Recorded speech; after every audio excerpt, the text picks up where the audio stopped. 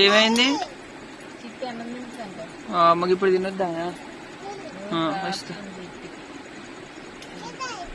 అమ్ములకి మధ్యాహ్నం బాగా తినిపిస్తున్నావు.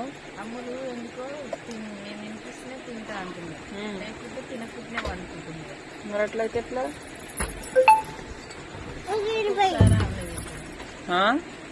అమ్మ తింటావా నువ్వు? నువ్వు తిను. నువ్వు తిందురా. పప్పు అంటే ఇష్టం అమ్మ.